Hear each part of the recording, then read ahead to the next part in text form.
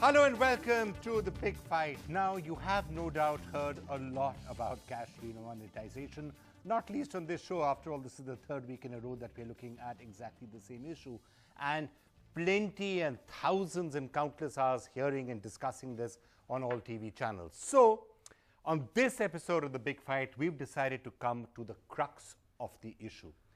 All the various questions, the permutations, the long-term question of whether demonetization will eventually in history be seen as being a successful exercise or a failure can arguably be reduced down to 6 questions.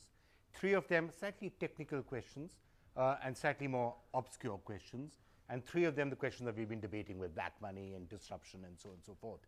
These 6 questions, in my humble opinion, are going to decide whether demonetization will be a success or a failure.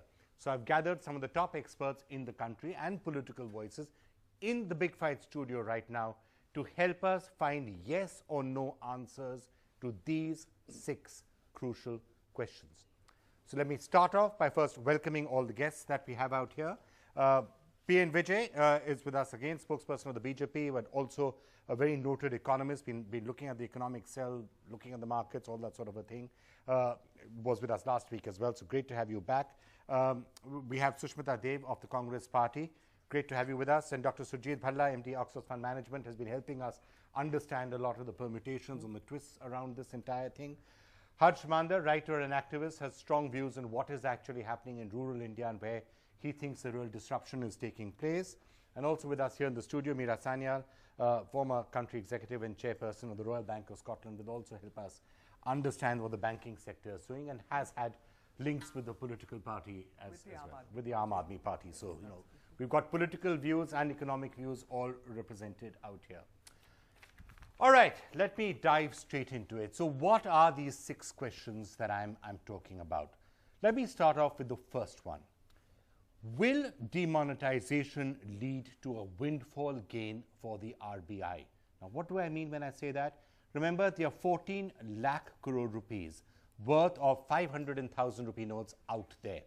By the 30th or the 31st of December, we will know how many of them have been redeposited. Let's say, as you can see in this graphic, of those 14 lakh crores, only 12 lakh crores come back. That means there's a 2 lakh crore rupee gap out there. That is liabilities of the Reserve Bank of India that have somehow disappeared. It's a bonanza, if you like. It's a windfall gain for the RBI. Now, can the RBI, first of all, will it be 2 lakh? Will it be 1 lakh? Will it be 3 lakh? We don't know the answer to this question. We will only know the answer to that question on the 31st of December, maybe a few days after that, once everything is counted. Now, that is a gap and that is a bonanza. What will happen with it? Will the Reserve Bank of India pass that on to the government as a dividend? And will that money then be find its way into all of your accounts and Jan Dhan accounts? Will it lead to infrastructure spending? Will it lead to other such stuff? This big question number 1, and I'll take you through it again as we start discussing. Question number 2, what is going to happen to banks and the banking system? Whichever way you look at it, deposits in banks are rising very sharply right now. And even though some people will withdraw the money, at the end of the day, there could be 3 lakh, 4 lakh, 5 lakh crores more with the banking system. Does that bring interest rates down? Do your EMIs go down? Is lending easier? Can industry borrow money at lower rates? Can indebted industry, remember industry owes a lot of debts right now to banks. Do they suddenly become viable if interest rates come down? All of those are questions that tie up with question number 2. Question number 3, is there going to be a budget bonanza? What do I mean by this? Well, the finance minister, in all probability, when he stands up on the 1st of February, is going to feel like a really rich finance minister because people are going to suddenly be depositing a lot of money. There'll be an impression that there's been a lot more tax collected, and there could actually be a lot more tax collected, especially if you take penalties. Now, what's he going to do? Is he going to cut interest rates? I mean, is he going to cut taxes? Is he going to say corporate taxes are going down, personal income taxes are going down, other giveaways in the budget? A possibility. If that happens, people could benefit. Those are the 3 slightly technical, slightly more obscure questions. The 3 other questions: will black money truly be wiped out? A crucial question.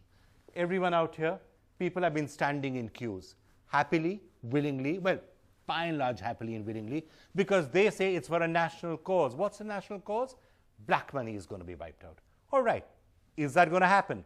Or are the fat cats going to get away with it and the big fish going to get away with it? Are they all laundering their money as we speak? Are all the common people standing in queues and the rich people, the guys who really got black money, are they going to escape by being able to launder it? The answer to that question will eventually show whether people will welcome this in the long run or will say, well, what was all of that for? So that's the fourth question, and it's a big question. Question number 5, in the future, how will black money generation be curtailed? Will it be through an Inspector Raj? Will it be through all these new schemes that the government now is hinting it's going to come up at? Or is it not going to be curtailed? If it's not going to be curtailed, then 4 years from now, we're back to square one. What's all of this been for? And now there are 2,000 rupee notes, which can potentially be used quite simply by people out there. And a final question, and then I promise to hand it over to the panelists once I've asked all these questions. Question number 6, how long will this disruption continue? How bad is the pain going to be? Who's really going to suffer and who is suffering? Is it the people out there in the rural areas? Is it the poor? How long are they going to take the pain? And is there going to be a real impact on the economy, a long-term impact? Manmohan Singh spoke about a 2% drop in the GDP. Is that going to happen? Or is the disruption short-term inconvenience, but eventually it will all be okay? Those were the 6 questions. All right, let's start. Number 1, the technical question. Let me get the technical stuff out of the way, because the rest of the stuff we have been debating, black money, disruption, we've all been talking about it for 2-3 weeks. So help me understand this. 14 lakh crores out there. If only 12 lakh crores comes back, PN Vijay, there's a possibility of a bonanza there, a windfall gain for the RBI to pass on. If all 14 lakh comes back, it's a disaster for the government, because it either means there was no black money or that all the black money was laundered. You're absolutely right. All the money issued and in circulation is a liability of the RBI. And if these old notes are denotified, to the extent they have not come back to the RBI, they represent a windfall gain. Whether RBI is treating it as a direct addition to the reserves or they're putting it through their P&L remains to be seen. The question is, RBI performs several functions on behalf of the government. It's an issuer of government debt. It often plays, or I'll say operates in the foreign exchange market to cool, and it also has market intervention program. All these result in profits and losses. Now, the only way RBI gives back money to the government is through a dividend process. So it's possible, I don't know whether it's likely, RBI may give this benefit to government in 2 ways. One is that it might give a special dividend. Like, for example, company sells an asset, it gives a special dividend. The second is it might use that money to recapitalize the banks. Arun Jaitley mentioned in one of his speeches that this money, so RBI... That could be point 2 actually. Banks may not need recapitalization. They've suddenly got a lot of deposits. So the banks' financials are I'm always an optimist, Vikram, but I think they will need recapitalization. But the money could be used, if the government gets a 2 lakh crore dividend from the RBI, it could use it for anything. Anything. But I mean, politically, I'm sure you would want, with your BJP hat on, I'm sure you would want them to start sending the money into people's Jan Dhan accounts. Jan Dhan account, not really, because, you know, how does it help? That your Prime Minister says really. No, I mean, Jan Dhan is a person's personal account. I mean, we will spend it on infrastructure, we'll spend it on agriculture, etc. I mean, Jan Dhan is a private account. Yeah, okay. I mean, how can a government start... I'm not disagreeing that that's the right thing to do economically, but, politically. in short, what I'm saying is, RBI will surely get a bonanza. It's a decision RBI has to take. Whether some but you're not sticking would you like to stick your neck out and say how much the bonanza is going to be, or is it too early to say that? No, the number is very, I mean, the 6 number lakhs has come in so far. You see, I'm not, if you told me I would have looked at the RBI's latest balance sheet, the number of notes in issue and in circulation is a liability, because RBI says I promise to pay the bearer on demand. Now, what has come back is a bonanza. Okay, it's a bonanza. So, you know, why are you shaking your head? Not at all, Vikram, because I think, as Vijay has rightly pointed out, a promissory note, and I think all of you please take out the note from your pocket and have a look at it. Any note says it's an unconditional promise by the Reserve Bank of India, whichever governor has signed it, to pay the bearer of the note. It is not bound in time. So, you have denotified the note, you have said it's not legal tender. But in 2017, 2019, 2029, I can still bring my note to the Reserve Bank of India, and the Reserve Bank of India is liable to pay me. I can't use it for, hold on a minute. It is a promissory unconditional note. And as you know, you could exchange the note. It's not legal tender anymore. You can exchange If you it. haven't exchanged it or deposited it, the RBI doesn't have to pay you back. It RBI does. can formally denotify. Yeah, they can denotify. You can question They in a will court of denotify. law. You You can can do- question in a court of law whether it's legal. But Vijay, RBI has the will power to it, is denotify. it has the power to do anything, and then you shake the faith in the currency of the country. No. Here's the Why would you shake the faith? The RBI will say, we told you to come and deposit the money. We gave you 2 months to deposit the money. You didn't do it. Too bad. It's now denotified. And That's done it. before. And therefore, that been promissory done. note is Done being before, torn it's up. been That's done. why it's a You bonanza. cannot tear up an unconditional promissory note, and that's why No, but contingent liabilities guarantees. Okay, let me stay come to until somebody in they the are middle of this who's extinguished. not got a political view. Sujit, will the RBI lose its liabilities to the extent that their No, money is not back? I think you've explained it quite clearly. I don't know why Mira is saying that there's a promise. Look, you've got until the end of next month, which is sufficient time according to most, and even then, the government has stated that if you're an NRI, you're not here, you can still bring it back next year or whatever, as long as the amount is not a humongous amount. So, they can obviously do it, and it is obvious. Look, everybody's debating whether the RBI will give it as a dividend, will do this, that, whether it has the capacity to do so or not.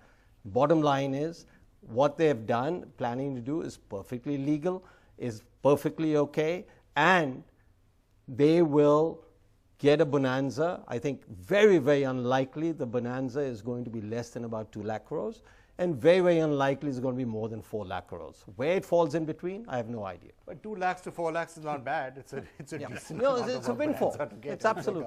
I think Wow, there's little that's- debate that's- that 2 lakh You crores could buy will come. lots of Rafale planes with that, or you could build lots of hospitals That- and that's- schools with that's- that. no. You could turn around the public education system. You could turn Yes. around the public health system. You could think about introducing social security. You could be waiving farmers' loans. I mean, there are lots of things which you can We do. should with debate. that. We should debate where that How money will is it spent. transfer to The the public government? health system That's is a what I- disaster. The public education system is a disaster. So fix we should them, right? debate Build some where roads to go, that- but the windfall is there. The windfall is there in your view. Absolutely. So, Smita, now the answer to this technical question should affect you as a politician because with that sort of a windfall gain, if the government gets it, if what P. N. Vijay and Surjit are saying is correct and what Meera is saying is not quite correct, then it's a problem for you because eventually when all of this windfall gain starts to be spent, it gets the government lots of political brownie points. I mean, it's good for the country, but bad for you politically. See, Vikram, I'll tell you something. This government, in the last 2.5 years, I'm giving a political answer, I'm not a banker or an economist, has done very little for the social network of a common man. So if there's a windfall which nobody knows till the March of 2017, according to me, we'll have to wait and see. Where they spend it. Yeah, where they spend it. And if they should spend it. The biggest grouse we have against this government is that they're pro-corporates and less for a common man. So if there is a windfall at all, let's see some more policies which are social reforms and not just, economic Harsh, reforms. So you've been very concerned about the impact of demonetization on the poorest of the poor. If the government does get, and there are some ifs in this, if the government gets this big windfall and if the government then spends it in the right areas. Right. See, you're talking about windfall, you're talking about potential windfalls, potential bonanzas. I think that windfalls have to be weighed against costs. And I think that, we, for a long time, and just let me make this point a little clearly, for a long time, the first years after independence, the first decades, the poor were the reason government existed. Gradually, we've started forgetting about the poor, and now, in the last 20-25 years, I see that the poor are the problem. In a sense, their land, they're taking too much of subsidies. We have to take away their land. They're blocking, etc., etc. And so you must sacrifice in order to make the country benefit. That's the sort of framework. I get you. In general, I'm not disagreeing with you. But if you really think about this, if you think about, let's give it the most favorable possible interpretation. I'm going to come to the unfavorable interpretation, right? I'm going to do both. If you look at the most favorable interpretation of how things could pan out, it will be yes, there's been disruption. Yes, the poorest of the poor are taking an unfair share of the burden for this, in my view, and I think in your view as well, that they're the ones who are really taking it in the neck. But at the end of the day, if there's a windfall gain in that 2 lakh crores is spent on the poor in things like health and education and, you know, all things like that, Vikram, it might be for the best. My point is, Eventually, it could be money coming from the black moneyed rich going to the poorest of the poor. It's possible. India's tax to GDP ratio is one of the lowest in any comparable country. We should be raising our tax to GDP ratio. That's a cleaner way. The integrity of our tax system is very poor. And it is a regressive tax system where we are largely doing indirect taxes rather than direct taxes. We want 2 lakh crores. I think we need more than that. There are direct ways of doing it. We should So you mean instead of having done all of this, just raise taxes? We should tax the rich more. You know, Piketty's been talking about inheritance tax, wealth tax. You know, $46 billionaires, a 1.5% tax on just the wealth of these 46 billionaires is enough for our health system. So you're basically doing it differently than this. I would say that you should have a system. We do need to raise much more public funds. Our revenues foregone just for the corporate sector in every budget is about 5.5 lakh crores. If you're talking about lakh crores, just deal with that, and you would have more than the bonanza that we're talking about. Let me move to question number 2 now, because I'm sorry to have to keep moving everyone else around faster. We do have 6 questions to go through. Right. What's going to happen to the banks? Actually, why don't I start with you first? As a former banker, the analysis that I was interpreting, so just in case you're just switching on your TV screens, question number 2 was, with the banks suddenly getting so much money, will the bank capitalization problem go away, number 1? Number 2, with the banks having so much money, are interest rates going to go down, lending going to become easier, indebted corporates having less burden, and everyone here paying less for their car and housing loans? So in very simple terms, Vikram, let's understand what is happening. People are going to the bank and putting the money into their own current or savings bank account. Now, the bank deposit which you place, whether it is 2 lakh or 6 lakhs or 14 lakhs crores, is a liability for the bank, because you as a depositor can withdraw that money at any time. In banking terminology, we call these CASA deposits, current account savings deposit, which can be withdrawn on demand. So no bank is going to be in a position straight away to tell all of these young people, come to my bank and straight away withdraw, because you don't know how much is going to be withdrawn. No, hold on a minute. What you're saying is contradicting 200 years of banking, because yes, that always happens. Indeed. Yes, people come in and deposit their money, but banks always assume that not everyone is going to come and ask for their money at the same time. Absolutely right, Vikram. So for a 1 lakh crore, for 1 lakh crore deposit, they will lend 2 lakhs or 3 lakhs. That's the way it always works. Absolutely, and you do modeling. However, this is an extraordinary circumstance. You have impounded the liquidity of the system, and people will draw it back. For example, we are in artificial conditions now. Out of the 6 lakhs crores deposited, people have only been able to withdraw 1 lakh crore. So when there is sufficient liquidity in the system, that is the true time where you see how much will get withdrawn for the cash economy. Okay, fine. Let me. Yeah, I go halfway with Meera. You see, the State Bank chairman was asked this question, and she said some point is right, because you're artificially restricting to 24,000. So more people will withdraw. But except for middle classes and poor people, maybe that's all the money they have. And counting all that, she felt, and I say she's a very responsible person, 2.5 to 3 lakhs will continue with the banking system as a typical CASA deposit or an FD deposit. So technically one can assume, and that's what Arun Jaitley was saying in Parliament yesterday, that this money will technically allow banks to lend more money at lower rates. Already in the 10-year bond market, we are seeing the 10-year bond crash down to very, very lows in spite of US interest rates firming up. But I want to sound one warning. Banks will lend more money. Banks will make probably more spreads. Their treasury side of their portfolio will go up. Investment income will go up. But the pain in the system right now is being felt by the trading community and the real estate community, etc. Now, there is potential theoretically for these NPAs to shoot up. So if I were a chairman of a bank, I'll worry more about my loan side, because I already have enough money to lend. That's not my problem. But my NPA is my biggest problem. I love it when the economist in PN Vijay overtakes the politician in him. And then suddenly he says, oh, hang on, I'm supposed to be saying the opposite to this. I mean, Okay, This is so what I what you're told saying the is government correct. also. I mean, I'm so glad that intellectually you're saying the right things. yeah, absolutely. Even though it doesn't completely no, suit the if political 50% line. of volume has gone away in trading in the malls, what about the, yeah. I completely. See, you and I agree for once. No. I'm just saying you and she are agreeing for once. He's just made No, your point I for you. want to say that all I you need to say, Sushmita, is agree I with agree with you. P and Vijay. No, I That's all want you to- need to say. He's He wearing said your two argument for hats. you. He's wearing two hats. I'm wearing one. And I'm not an economist and I'm not a banker. So you should tell him I agree with Yeah, half your but I hats. just want to say my understanding of the situation is the impact on the interest rate is going to be short term because these are not voluntary savings. You have imposed something on the people, so they're rushing to their banks only to exchange their money. So these are short-term anymore, that's deposits banned. which are going to be very quickly The latest withdrawn. And innovation, you can't do if that there's anymore. any impact on the interest rate, that's also going to be short-term. That's my understanding. Okay. Yeah. Interest rates are going to come down.